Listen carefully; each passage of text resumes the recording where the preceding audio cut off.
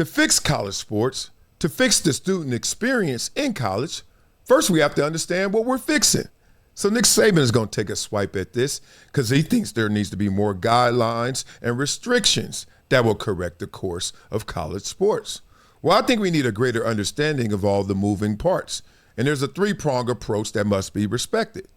One is for the student, one is for the athlete, and one is for the money that's in the game now, changing everything as we used to know it. So let's take a deep dive into college sports and the student-athlete experience so we can fix it. Who's that quarterback that was at Utah for 7 years? Cam Rising. Mm-hmm. Cam Rising. Still got a year. He was there for a long time. I think he was fighting for another year. Yeah. He got another year? Maybe 2. You don't know. Come on. Mm-hmm. We don't know. This is ridiculous. Does anybody know? When are you going to figure it out, Coach? When are you going to figure it all out, Coach? When are you going to do it? Just CDL. I got it figured out. Nobody will listen. So, what are you going to do? I mean, we got to have, some kind of antitrust exemption. You got to get the political parties together on it. I think the college people have to get over the fact that, a graduate student can be a graduate assistant, get paid, is not an employee. So players don't have to be employees.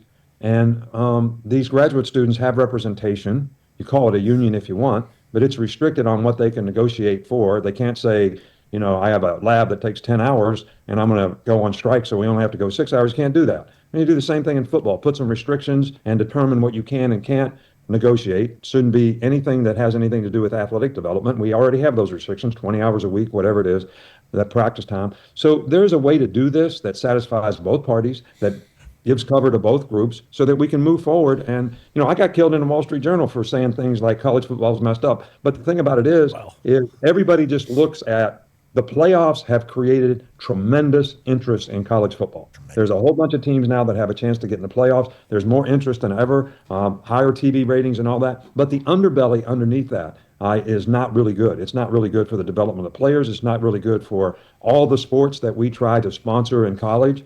And I think we got to decide, do we want to be, a professional developmental league, or are we really going to have college athletes who go get an education and develop value for their future as they're playing and making money? I want them to make money. I think they should make money, but there should be some restrictions on how they go about doing it. And the movement is as big an issue, to me, a bigger issue than even the money. I mean, everybody being able to transfer all the time. I mean, that's not a good thing. Blah, blah, blah. Let's talk through this a little bit because I think there were always 3 staples to the college experience, right? Student athlete, be real. Not everybody's an athlete as well. Shout out to the young lady I saw at the Clippers game yesterday. She's a Columbia freshman. Got a full scholarship to Columbia, academic. Go girl. All right, so not everybody is an athlete, but student, athlete, money. Okay, it takes money to go to college unless you get the scholarship, but still it takes money while you're at college. You got to go eat, go to Coronets, get a slice, something, right? You got to have something. You got to have a laptop. You got to have some money. Student, athlete, money. Now, typically you invest in college to get more money outside of college based on this college you went to. It's supposed to be your boost. It's supposed to be your helicopter, right? It's supposed to be your jetpack. Put that battery in your back. That's why you should go to the best school you can, because of the networking effect. It's not so much that your books are different, because I even took courses at a JC before. The junior college book is the same as the book at Columbia, except at the JC, they said, read this book this week. At Columbia, they said, read these 3 books this week. That was the biggest difference I saw. The workload, right? They expect you to be able to have greater bandwidth, greater wherewithal, and be able to handle that. If you're smarter, you tend to know how to synthesize things better, if I can say the word. Synthesize things better, right? So that's the point. That was it. It's overwhelming sometimes, the workload at these high academic schools. But that's it. It's no different. Like, everybody has the same alphabet, same periodic table, same math. Some of them. So the point is, it's student athlete money. Look at the shift in the student now, right? We see students now, it's more of the fashion and flavor as a student to not only want to go to school, but double major, go to school, grad school, right? We up the ante. Used to be your undergrad degree was good enough. Now, if you got an associate's degree, please. Undergrad, bachelor's, so what? It's good, it just ain't it. So now you gotta get your master's or PhD. People are always going back to school. Everywhere you work, someone's going back to school, get their credits online, whatever they got to do, virtual, just to get their money up. Student has changed and shifted over the time. Athlete, it's changed and shifted. Whether it's the new rules of junior college, eligibility doesn't count, so now you can play 6 years because they're not even going to count the 2 JUCO years. New rule. Athlete, it's changed in their world. Now it's okay to see athletes in high school get recruited. Okay? Before, that was a crazy thing. That's one of the reasons I went to 2 high schools. Because the first school that was recruiting me, I felt it was a little weird to just go to this school out of nowhere when everybody that lived around me, everybody where I was, all the Slauson boys, they all went to Westchester. The damn yellow bus was going up and down Slauson. The Cheeto, as we called it. The Cheeto was taking you to Westchester. I was going to get on the Cheeto. I did it for 2 years. Then I said, man, I'm going where they've been recruiting me for years. St. Monica. Straight up. But now I ain't even got to hide that, right? Someone was using my address, it was fake for them. They were supposed to go to Inglewood or Morningside. They didn't want to go there. They wanted to go to Westchester because he was a baller. He was my boy. Guess what I said? Here's my address. Put it on all the damn mailing address and all the information at school. He did. He used my address, never came to my house, rarely, and went to school. All that stuff is normal now. You ain't got to lie. You ain't got to hide. Like I had to hide, he had to lie. All real now. So the athletes change. Even in college, I could switch. No penalty to switch. Transfer portal every year. I'm going to a better situation. Look at the teams that were playing in the college football playoffs yesterday. Dog, they need to literally put up a new bio. Because usually the bio is what hometown, their age, what year in school. That's it. No. We don't care about that. I want to know where this fool been. How many colleges? I don't know. Everybody that they were announcing, they would say, oh, great play by him. Yeah, he's a transfer from East Carolina. I was like, what? Everybody went somewhere else. But it's different for the athlete, and the money is different too. Now there's NIL for high schoolers. Yes, I know one. I was eavesdropping, ear hustling. I know the kid. I ain't going to say his name in this context. But the kid was on the phone with Nike. I'm listening. He's sitting there. He's standing and I'm sitting there. He was like, man, that ain't enough. How much? No, way more. Millions. I was like, what grade are you in again? He got his phone. I was like, what grade you in again? Insane. It's real. They spending money. They are spending money. So they investing money in college.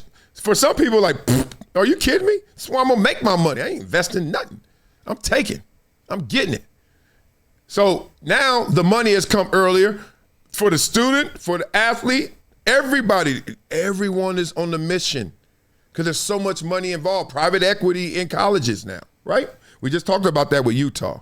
So to fix it is first to understand it and to be honest. There's no honest conversation. There's no honest conversation about this because somebody's always winning and doesn't want you to know how much they're winning. Somebody's always in a position of privy that they don't want you to understand so they can take full advantage. That's why a lot of issues don't get fixed, frankly. Whether it could be a religious issue, it could be a social issue. People are not dead ass honest. So you don't even know in proper perspective what you're dealing with. So you basically are buying a fishing line that's for 100-pound fish, and then you going out there trying to catch something that's 200. Snap. You buying a leash for a dog that's bigger than that. Because you don't know how big it is because nobody's being fully honest. These schools been lying forever. That's why there's parity now. My boy, shout out to Richie P on the rocks. He like, dog, SEC versus Big Ten, please. SEC was getting mopped. I think they lost almost all their games because everybody got money now. That's the conversation. It's just that serious. And it's just that simple. It's that serious and it's that simple. When we are dead honest, we'll understand this situation. Until then, you're going to have people at NCAA saying one thing. You're going to have organizations, institutions saying another thing. You're going to have the players saying another thing because nobody want to say how much they really making. This thing is lucrative. I ain't going to tell them about all of it. Yeah, and so many things under the table, deals under the radar. That's why. So just the best way to deal with it is if you got a student, an athlete in this capacity, take care of them, get them an annuity, take that money, put it in there, give them an allowance. Straight up. Say, look, how much you think you can live off of? Okay, whatever that number is, if it makes sense to the number you got, you say, I'm going to give you a little more than that because you earned it. Like, this is a privilege. You earned this, and that's it. And here's your monthly allowance. That's all you get. Come on, man. I want you to be 35, 40 years old, not playing no more, and still like, damn, I'm making how much? Right? You're going to thank me later. You ain't going to thank me now? Yeah, thank me later. So that's how I see the game going, man. Beat it up in the comments. See what's crack-a-lack-and-macking. Yeah, this era is all about the money, so go get as much as possible. Never cheat the game. Anthony Smith, real spit. Not real spit. I like this conversation right here. Y'all love that racial stuff on here. Troll said people are tribal, not necessarily racist to be something. I just think racism is a very specific form of tribalism. I totally agree with you. Yep. And that's another thing I'm not. I'm not a tribal dude. I'm not. I just not. My friends are too random to be in the tribe. None of them will be in the same tribe as me. We're like, okay, I'm a Comanche. You a chief. You're a warrior. Oh, you're a redskin. Like we all different. I mean, I don't care if we the same or different, but we are. And I'm not going to slight them, and I'm not going to slight myself. I'm not going to cut off the part that doesn't fit in the cookie cutter. People do that all the time. Trust me. Cats be just on code. Like, man, I can't say that. Why you can't? Who said you can't? Who?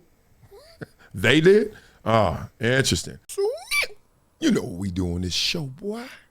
We flow, boy. But before we flow, boy, we check in on your blood flow, boy. Are you guys using VINIA? Oh, my God, what are you guys doing? Let's keep it real, family. Energy isn't about sugar or caffeine. Nah, none of that fake stuff. It's about blood flowing. When your circulation's strong, the oxygen, the nutrients, they hit your muscles, your brain and heart, and goes where it needs to go. What does that mean? More focus, more alert, and you are ready with more energy. So come on, go to VINIA.com/Marcellus. Use the discount code Marcellus10 for a 10% discount. Who's Marcellus? Me. You know your boy. 10-year NFL All-Pro baller. Had to go after it without VINIA, without this real product. Had to use that fake stuff, sugar and caffeine. Good thing is, it got me up there. Bad thing is, pow. Boy, would you crash sometimes in the middle of the game. So now, in the game of life, I have VINIA. You can too. So make sure you use VINIA in your daily routine. I don't care if you're a dad. I don't care if you're a coach or chauffeur like me. All the above. You need this to be more focused, more alert, and it helps you be on the go. So go to VINIA.com/Marcellus, Marcellus10 for the discount code, and you will get 10% off. That's VINIA.com/Marcellus. It's been a decade plus that I knew that this day was going to come. Oh, this is not hyperbole here. Because I believe the purpose.